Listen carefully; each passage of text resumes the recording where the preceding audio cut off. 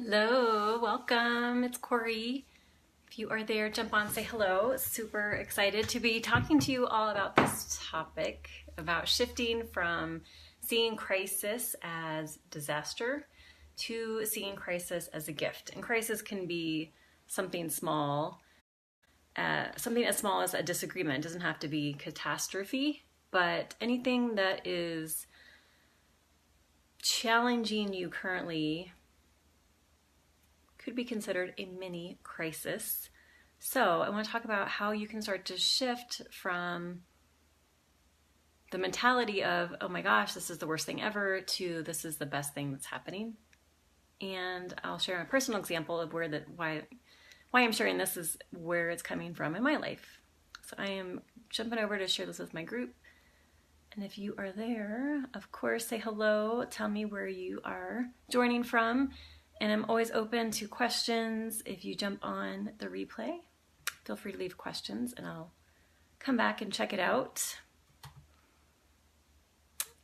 later this afternoon. Okay, so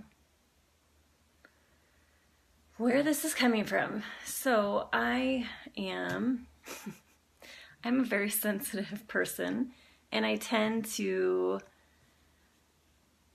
notice that sometimes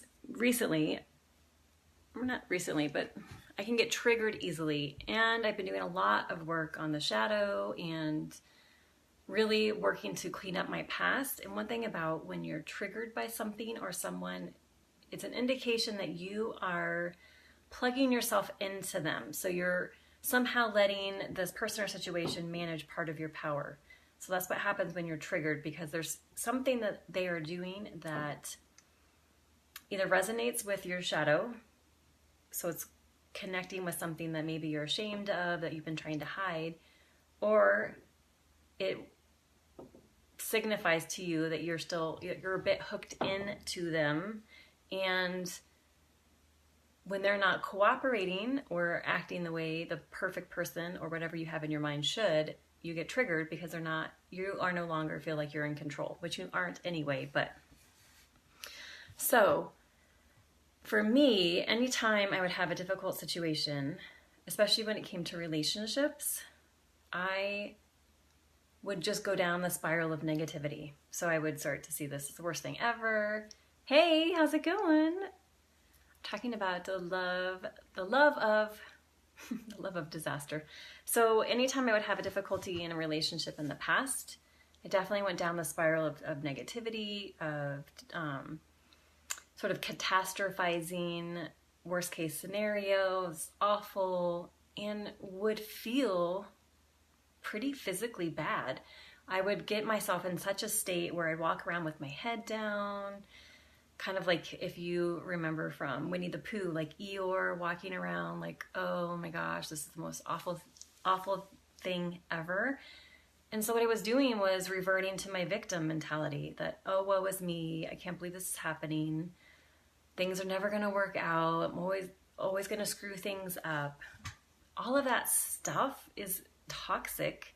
And of course, it made me feel worse, which is, again, kind of relates a little bit to, sort of an addiction to feeling bad. And so when you start to feel bad, you start to add more and more and more on it so that you feel worse and worse and worse. So that you end up basically proving another probably core wound that you're not good enough, which everyone has at some level. And so it just perpetuates the cycle, which keeps you spiraling down, which is a lot more work to get out of when you're in that deep, dark hole. And so what happened was I was having a difficult conversation with my partner, and I noticed I started to get that feeling of like, oh gosh, like feels awful, taking this really personally. I'm still too much plugged into someone else managing my power, and I'm still also playing the victim because I'm starting to go into that pattern of feeling bad and making myself feel bad. Even when I want to walk this morning, I was walking with my head down, and I caught myself. I was like, what? No, this doesn't work anymore. I'm not okay with this anymore. I'm not available for this anymore. And when I shifted and started to entertain the idea that everything always is working for me, it helped me start to see, okay, this is actually a good thing. This is something that is in my favor, because what it's doing, it's shifting me out of my old paradigm, my old default habits, my old defunct thought patterns, my old limiting beliefs.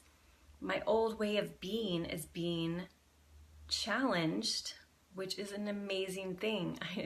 I mean, there's this, you have to have this, when you get to this place, a super gratitude of, thank goodness this is getting shattered, because this has not worked for me in the past and it's not going to work for me in the future. So why am I still operating as if this is a good thing? Or why am I still operating in these old way of being and thinking when I know it doesn't work?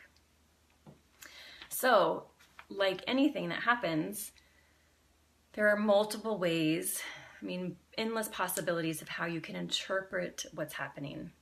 And again, like I mentioned, my default in the past was to interpret it negatively and definitely attack myself. Something's wrong with me.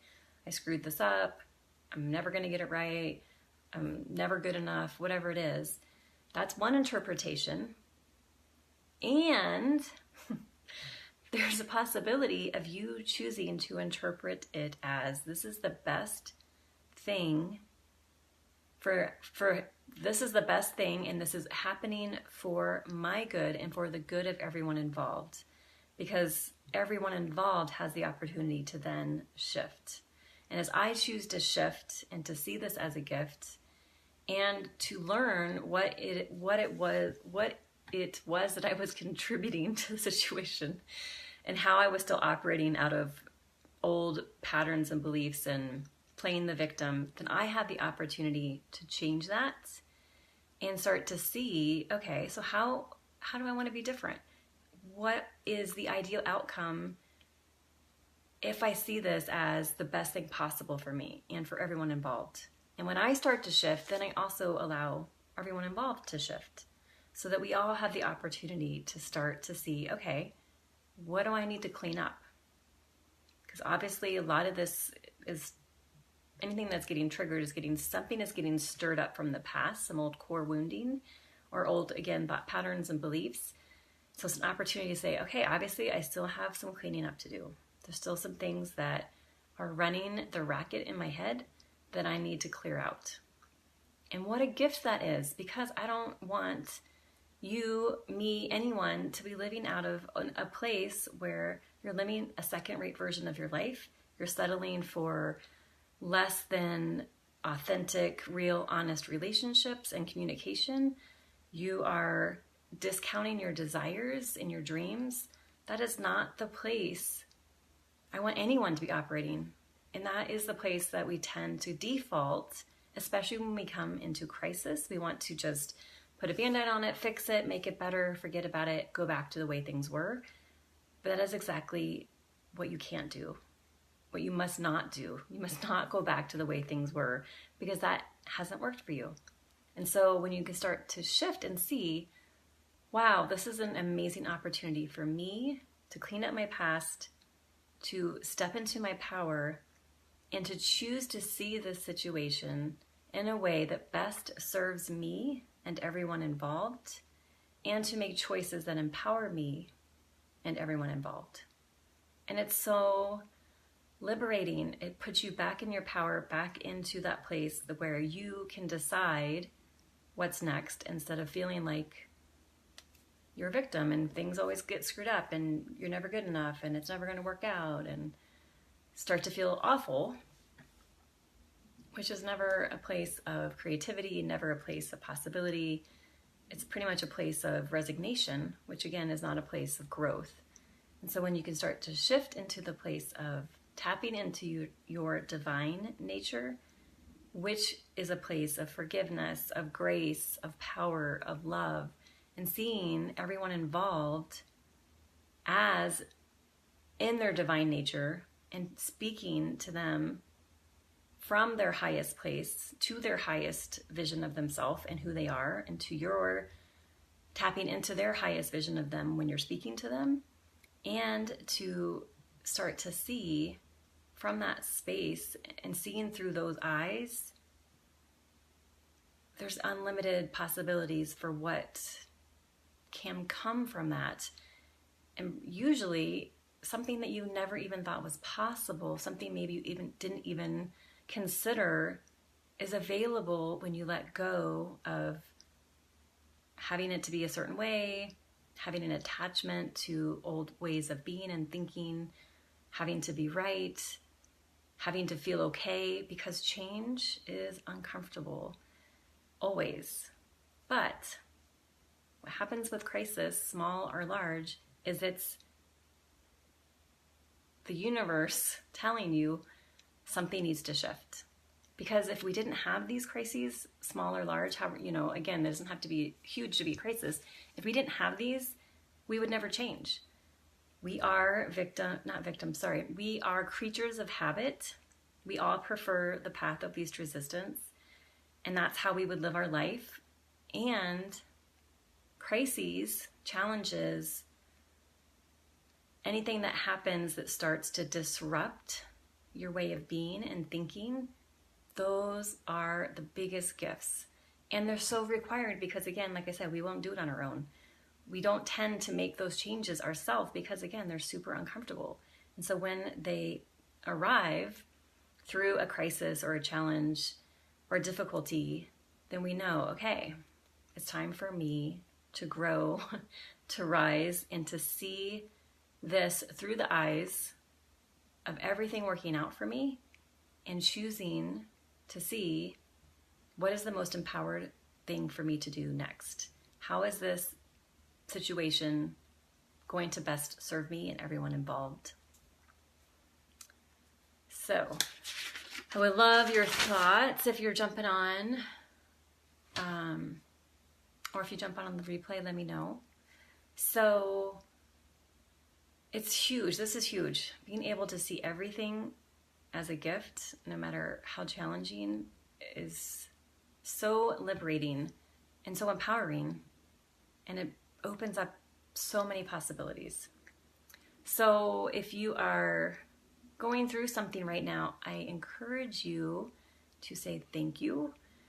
What is it that I am here to learn? What is the situation here to teach me? What is the best, how is this situation best serving me? And what is the most empowered decision I can make going forward? And how can I clean up my past? Lots of questions. So how can you clean up your past? How is this crisis, situation, difficulty in your best interest? How is it working for you? And what is the most empowered decision and action you can take moving forward? So I put a link to a activation for you. So if you're in that place of kind of defaulting into